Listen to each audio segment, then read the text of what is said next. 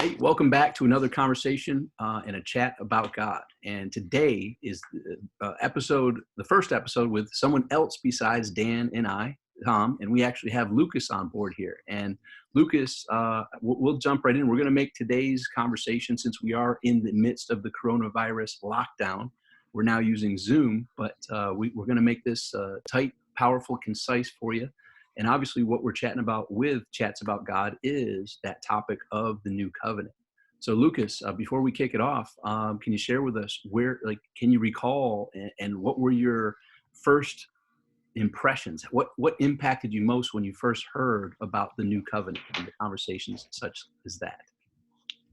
Yeah, I don't have a distinct recollection. I think for me there was no lightning bolt. It was just kind of it may have been a result of growing up in the church, right? But not having been in the church for 20 years and really establishing during that time I was there a solid belief system, right? Mm-hmm. So I think probably as I was starting to establish that is probably around the same time that I kind of probably Dad started talking about old covenant versus new covenant, and for me it just kind of made sense, right? Mm-hmm. Mm-hmm. The idea that when Jesus came uh, to take away all the sin, right? Theoretically, Yep. that it just made sense to me at that point that, well, what is sin, right? Mm-hmm. And what is that new covenant? What did it mean when it all happened? And so I don't think there was a lightning bolt for me. I think it was just a thing that I kind of understood and said, yeah, well, that makes sense. Which is a great succinct way of just that was how it made sense for me too. There were a lot of dots that didn't connect. Like I had a lot of questions in the teachings that I got in the church, and then it made me think like, that doesn't, something's missing, right? And then when I was able to hear the new covenant, it connected the dots, and it wasn't like you said a lightning bolt, but it was like, yeah, that makes perfect sense. Now I get it. Right. And it's just like Dan and I chat several times. It's like, yeah, 2+2=4. When in a while, like we were hearing, like, wait, 2+2 isn't 3.5 or 4.2. Like something's just off a little bit. When you're able to get that full understanding, it's just an inner peace that, like, yeah, that resonates. That makes me feel complete. Yeah, so Right. I like that. Dan, what are your thoughts on that? I think back then, that was just a head knowledge thing for me. Mm-hmm. A lot of times when you hear it, you connect with that and you go, wow, yeah, okay. But I'm just saying, for me, I think I could communicate some things. I don't think I understood things fully, as full as I do today. But I think I could communicate some things, but I think it was just a head knowledge. I don't think it had settled in me where this is real. This is, you know what I mean? I mean, it kind of settled in me over time, where it became an everyday part of my life and real. So, it's kind of a foreign message to us, and it takes some time, But once you get a hold of it, then it's kind of hard to go back, right? And so for the people listening, and they're like, okay, what is Lucas? What is Tom? What is Dan? What are they talking about with this new covenant? Like, how can we summarize what it means to what we're talking about for someone who doesn't quite understand it? Like, okay, Dan, Lucas, Tom, what exactly does this mean, this new covenant? Like, how can we condense that in a brief understanding very quickly before we transition into another cool topic that we'll discuss today? I don't know, Lucas, you want to talk about that, or do you want me to talk about it, buddy? You go ahead. So the new covenant is a covenant that was introduced by Christ after the death of Christ, okay? And so what he did was he ushered in a new covenant that canceled out the old covenant. Well, we got to understand what the old covenant was. The old covenant, a lot of people believe that the old covenant was the Ten Commandments, and some believe it was, part of the Jewish law, the Torah. But what it really canceled out was that belief system that measures man's behavior, that thing that defines something as sin, okay? So a law is a law, right? A law is anything that says thou shalt not do something. And so that law, that covenant, that old covenant law was born at the foot of the tree of the knowledge of good and evil. So that's what man knew. Man knew the old covenant law all the way up to the death of Christ. And so what did it say? He says, I'm going to bring a new covenant. Okay. And then it says, and I will remember their iniquities no more. So, it's just a hard thing for us to accept, right? Because we're so connected to our behavior and our flesh and what we're doing when we're not doing. And, I just misbehaved. And there we go again, back in the garden in our disobedience. So that's what took place. And so it really comes down to, can we believe that the fullness of that grace, right? Can we believe that or not? And that's tough. That's hard for us. Yeah, it was the transition between the law of sin and death to the law of life, right? Right. And you talked about going back to the tree of knowledge and good and evil. That's the root of that old covenant. The knowledge of good and evil, right? That awareness that those two things exist that separate us from God, right? Right. So that idea, in a lot of ways, the new covenant is saying, look, man, that same stuff that removed you from the garden, right? That perception that you have, that thing that is really the core of us right now, this is the black and white, the good and evil. You don't have to live like that, right? So putting a judgment on something, it's not something you need to do anymore. And the idea of Jesus dying on the cross again for our sins, wiping all those sins out, frees you from that idea that what you're doing is bad or what you're doing is good. It's all been forgiven. He loves you. He came, died for it to show you don't need to do it. So for me, that's really the point of the whole thing. Yeah. And from both you both described, this goes back to one of the first conversations Dan and I had on the morning walks here in Boca Raton, was peace and rest. Like with what comes with what Lucas just described and what Dan just described with this new covenant comes peace and rest.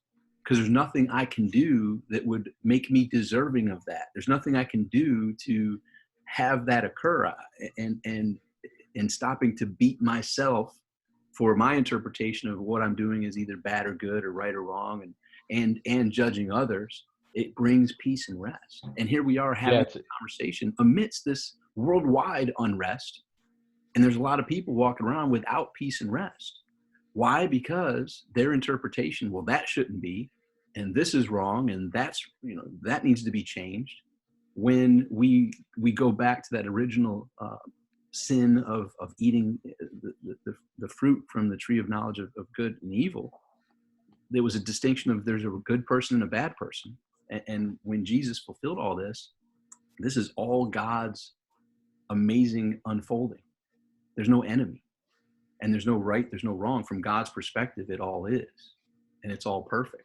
And so with that comes the peace and rest amidst the turmoil, amidst the chaos, amidst the uncertainty that we will have even knowing what we know about Jesus, even knowing what we know about the new covenant, life is still going to throw things at us that will have us interpret things and judge things and question things. And the other conversation Dan shared with me was coming from God. Do you trust me? Do you trust me in these times of trouble? And I think back to Jesus and the disciples on the boat when the storm was they were fearful the boat was going to sink to the storm, and Jesus was sleeping. They woke him up, and he's joking. I picture him now laughing, like, "Oh, ye of little faith! Like, don't you know, all is well." So in this turmoil that we're all going through, knowing what we know and what Lucas just described so brilliantly, and Dan did as well, you can have peace and rest with massive amount of uncertainty, with dramatic, chaotic things that people would label as such going on in your life, to include death, to include financial situations, to include health situations and relationship situations, sometimes all at once, and still have that peace and rest, and answering that question from God, do you trust me, with yes. And sometimes it takes me a couple times when I'm fooling myself. Do you trust me? Yeah, I guess so. Well, then where's the fear coming from? Where's the worry? Where's the concern coming from? Do you trust me? And so having that level of trust that all is well and all is perfect is a nice thing that comes from knowing what was just described by Lucas and Dan of what the new covenant is. Wow. Yeah, I think that old covenant was the thing that it's the thing that said to us we're separated from God. We're not one with God. We're separated from God. And that thing just keeps accusing us, it keeps judging us, right? So anyway, coming in the new covenant, that new covenant message, it just changes how you think every day and changes your day.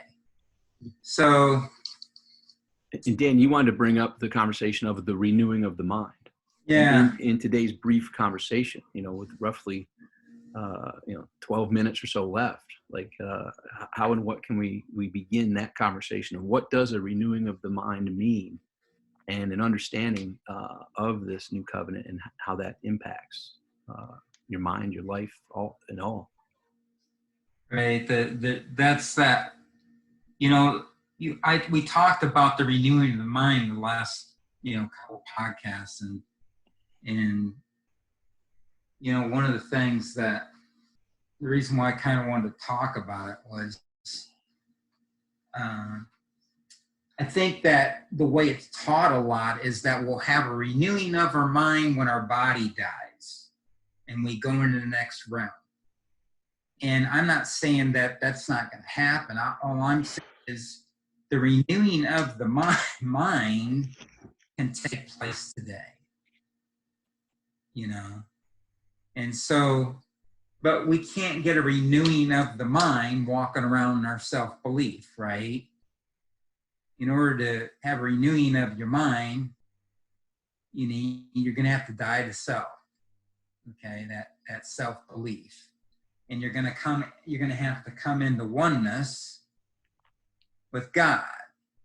And so the renewing the mind takes place, and you start seeing yourself not as a separated self, not as an independent self with your own will and your own power, but you start seeing yourself as totally dependent upon God. And it's kind of what Jesus said, I can't of my own self do nothing except for the will of the Father, right? So he's just showing us this is how it works, right? So everything that takes place in our life, where do we go? We go see the Father, right? And so, I just want everybody to understand the renewing of the mind can happen today,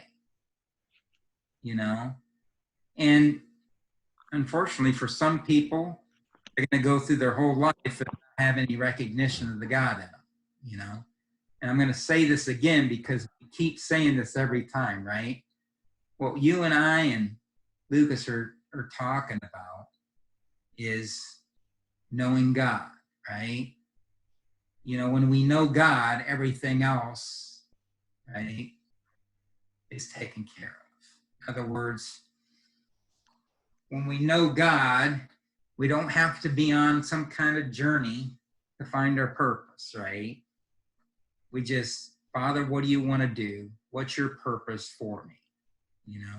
So it's a different way of thinking because we get a renewed mind. So we start thinking different and operating differently. So anyway, that's kind of what I wanted to make sure everybody understood is that we're going to get a renewed mind. Why not get it today, right? So Lucas, and we said, well, why do we need a renewed mind, right? If our mind's right? So if we're operating, if we're operating with a right mind, why are we renewed mind, right? Mm-hmm. So it's a tough thing for us to die to ourselves, and ego keeps coming to us and saying no, right? Well, and as you're saying this, like, because I know that the renewing of the mind occurred, like there was the common sense aspect of it, like Lucas said earlier. It wasn't like a lightning bolt, but yeah, that makes sense. But the things settle in deeper with me, and they're continuing to settle. I'm not walking around stating I know it all and never have questions or geez, wonder, or like, woohoo, excited this is happening. Like, no, sometimes like, God, I'm not sure where you're going with this, but thank you for doing whatever you're going to do with this, and that's when life happens in this scenario. So Lucas, for you, with this renewing of the mind, can you give us some insights? Like, how do you interpret that? Like, what does the renewing of the mind mean to you and your daily activities and the different roles that you play in this ongoing life as it unfolds? I think taking it back to the tree of knowledge of good and evil, right? It's almost a distraction, right? When I see something's good or bad, right or wrong, I'm focused on that and I'm not seeing God. And so it's about taking off those glasses and putting on the glasses and just understanding that God's in all. And when you have those glasses on, you see things differently. And it's not a linear progression where just every day you're just going to build on this idea to the point where the knowledge becomes this deep belief. Progress is more like a roller coaster, right? So the idea that it takes you a while, taking you both a while to kind of have the knowledge and then let the belief sink in, it's akin to anytime you learn a new skill. I think about Tim Tebow is a good example, right? He was a great college quarterback. You guys both know the history of Tim Tebow. Going into the pros, there was a lot of doubt about whether he could transition his skills into the NFL, and a lot of it was based on his technique throwing the ball, right? He had a really long stride, a really long windup. It dropped his release point. It didn't allow him that quick release. So when he was with the Broncos, the media would talk about him spending hours and hours just trying to throw with good technique, right? He knew how to throw good technique and he was practicing it. But when it got into game time, people were running at his face. There was stress. It got hard. He reverted back to that conditioning that he had for the previous 20 years. So this idea that just because I know something, it's going to take root immediately, it's just not the case. But I'm sure if he did it for years and years after that, at some point it would become this muscle memory. And I think that that's where we all are, but I don't think you're ever going to be in this position where everything that you believe, right, is going to manifest itself in hard times. I think we're all bound by the same things we see every day. We're conditioned every day to see right and wrong. There's consequences to everything, right, in this life. And so it's real easy to revert back to this thing and I personally get really hard on myself, right? If I screw something up at work or if I screw something up with the kids. And I think it's normal. Even in those moments, I think the goal for me is to kind of take myself back out, right? Take off the glasses where I'm seeing, where I'm eating that tree of knowledge of good and evil and saying, where is God in this? Talking to God, sitting with that, and then just seeing what comes up. Yeah, I think those things when you start beating yourself up, all that stuff that we feel, that, God wants us to feel that too, right? So it's just part of what goes on. And so what happens the next time something happens, you come into recognition quicker. You catch yourself quicker. Oh, Father, God, what you doing with this, right? So yeah, all that stuff happens, and it's a part of that renewing of the mind, right? So I love what Lucas said about the God glasses. Like, take the judgment glasses off. I'm judging this as good and bad, right and wrong, personally or circumstantially outside of my locus of control. Take those tree glasses off and put the God glasses on, the tree of yeah, life. it's kind of like they're the law goggles. Yeah, the law goggles, right? Take the law goggles off from that old tree and put on the new covenant goggles. From God's right. perspective, it's all perfect. And how do I know it's perfect? Because it happened, right? That's how it happened. And there are no imperfect unfoldings of the way God's plan unfolds. We can't see that from our perspective, but from God's perspective, with the old law goggles off, with now the God goggles on, it was perfect. It happened exactly as it needed to happen. And then have that conversation with God. So God, help me understand this, and maybe I don't even need to understand it, but thank you for having it unfold. And thank you for having me be able to step back and take off the law goggles and put on the God goggles, and now remind myself that all is well. And in my current perspective, it may not seem or appear that way to any others, but it seems and appears that way to me because I'm looking at it with the God goggles on that I have. When we get those law goggles on, we're looking at dualism. We're in our dualism understanding of, this is right or that's wrong, this is good or this is bad, right? That when we take those law goggles off, we have a single eye, and that single eye is looking straight at God, right? Because in our belief system, we believe that there's God and that's it. There's nothing else. So everything that, I keep saying this, God decides what he wants to do with this realm we're in, and it's how we respond to the things that he throws at us. Can we see God in that thing, right? Or is it going to throw us down in the ditch, right? And so we've had some stuff thrown at us, right, Tom?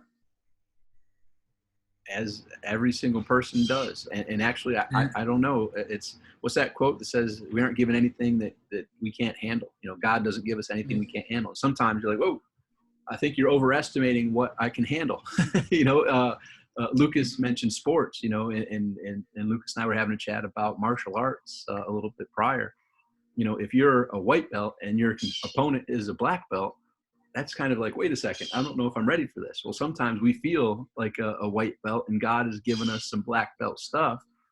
And yet I believe that to be true, that God doesn't give us anything we can't handle. So when we take off that judgment goggles and put on the God goggles and say, all right, God,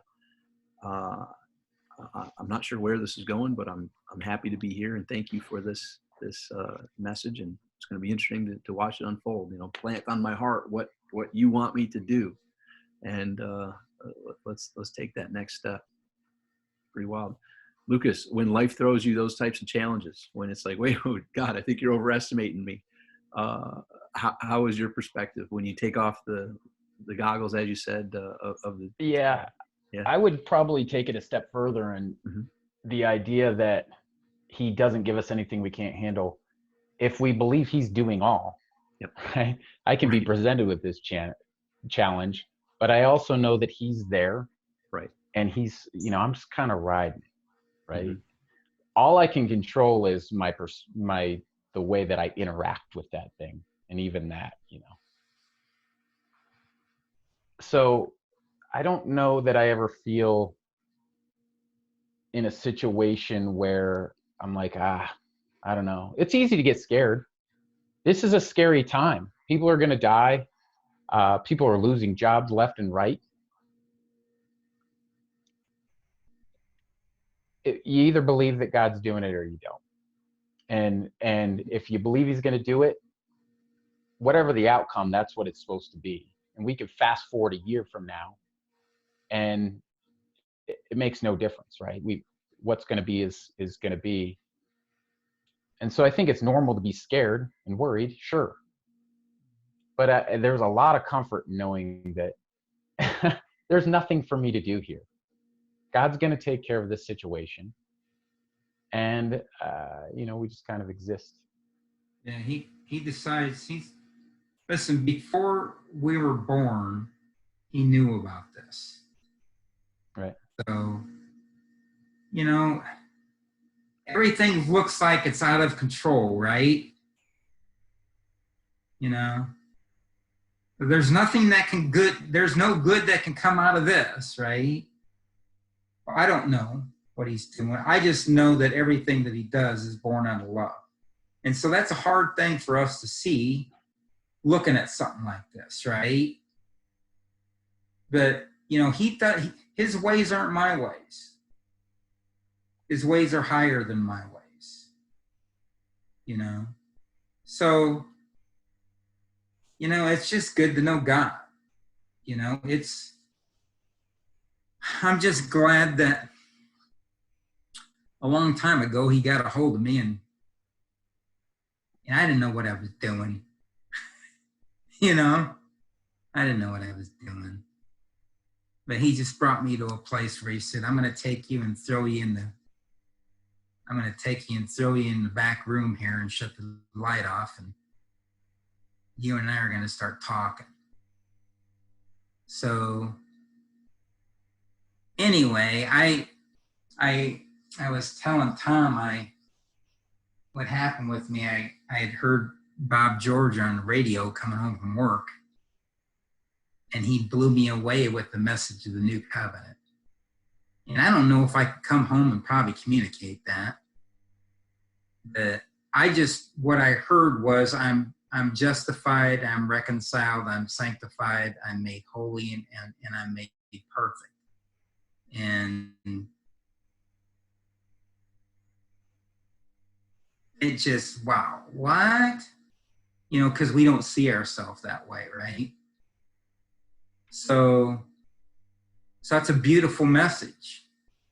And that's how he sees us. That's just how he sees us. And it's not just us three. He sees us that way. That's you listening. That's the Right. person next to you. That's your neighbor. That's the person that you might feel isn't giving you the proper respect or love. It's to everybody. And or the person that with your judgment goggles on, your law goggles, well, that person's not right. Well, even that person is under the grace. And that's a lot of people have the limits of where that grace extends, but it's a limitless grace. It's truly for everyone and for all. It's not an exclusive group. It's an all-inclusive group. God didn't say, well, this new covenant's for these people, but not those over there. This is everybody. So you watching this are also seen that way by God. And I know when I first heard that, when you shared that to me, I can picture back in my life. I mean, being born to teenagers and raised around 4 divorces and 6 marriages and all those different families and feeling unwanted. I didn't feel that way. I couldn't see myself that way. And when you even shared that even fairly recently with me, it was a reminder like, wow, that's how God sees me. And that's how God sees all. And it feels good to have that love. Imagine a parent seeing you in that way, and imagine having, a friend or family member. It's a different relationship you're able to have with yourself when you know that you're a part of God, and this is how God sees you. And so that's for you watching this. You are included in that as well, regardless of your background, regardless of what you've done or not done, what you've said or not said, all inclusive. This is not an exclusive membership by any stretch. Yeah, it's not. And when he gave it to us, he didn't give us a partial reconciliation. Right.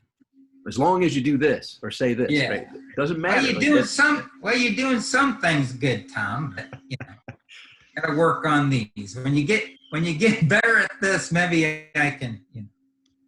So this goes back to the renewing of the mind. So you watching this, and this is something that has to settle in each of us as we understand this love from God and understand this new covenant. Not only has it forgiven all, it's forgiven all that's yet to come, right? There's no conditions where you're going to be out of that circle. As long as you don't say or do this, you're good. You're good. And that's just being, and that's just understanding God is in control. And God, has written the word on your heart. And when you can communicate and touch and build that relationship with God, you don't worry about what to say or what to do. You just be, and you're being exactly what God is asking you to be at all times. And that does give that peace. It does give that rest. It does give, even in uncertain times, a real sense of excitement, almost like, wow, I wonder what God has in store next. This is the best movie ever. No one saw this plot twist coming. Tom does a good thing. He wrapped this thing up for me, Lucas, he calls it the message of the tree of the knowledge of good and evil, the operating system for the world. When you think of it that way, that really makes sense. Mm-hmm. It's there's definitely a world system program. So I don't know if we're aware of it.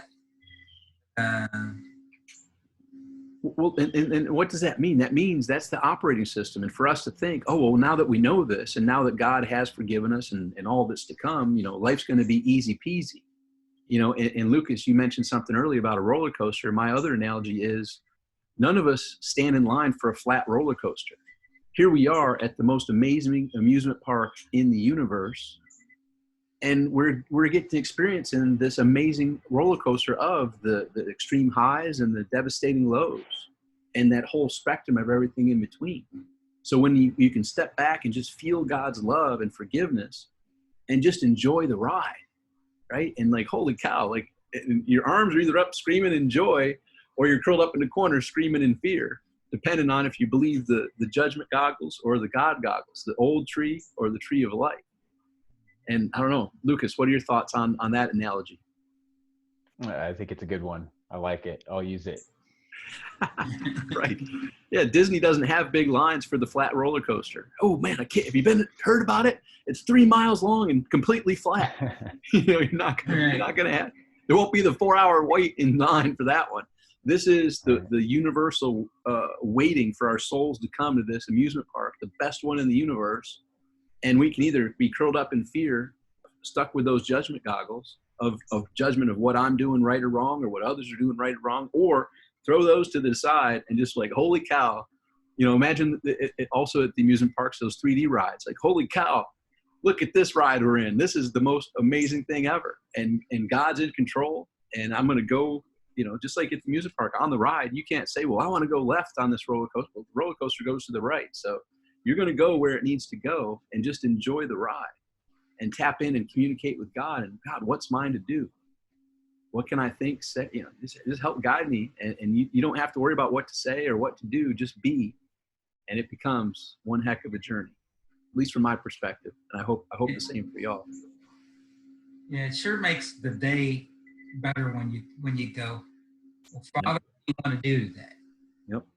So we're winding down. They're going to kick us off in less than 3 minutes. So wrap hey, up here. Lucas, thanks for coming on. We'll talk some more about this stuff, So, Lucas, last minute words for any encouragement for those watching. What would you say in these times that people may not know the new covenant or the message we talked about? What are some words of wisdom and peace that you might be able to pass along to them? I think it's just God loves us, and try to see God in all. Like, look for him wherever you look for God.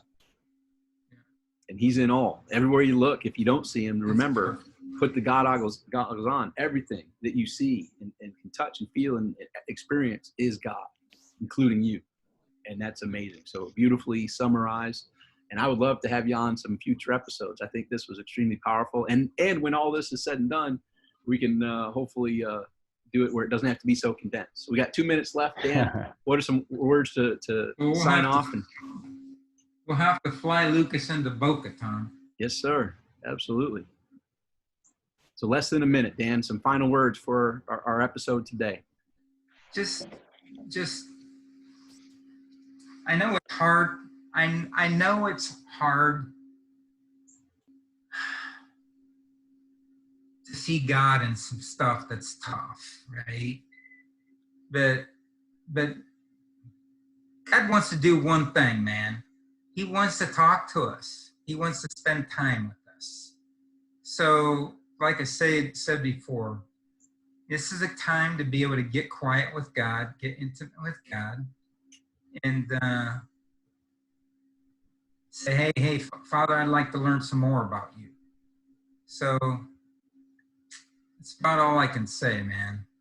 There we go. Great job. We finished right in time. I'll talk with y'all soon. God bless. All right, buddy. Thanks, Tom. Learn more at chatsaboutgod.com. Have a great one, Lucas. Take care, Lucas. Lucas.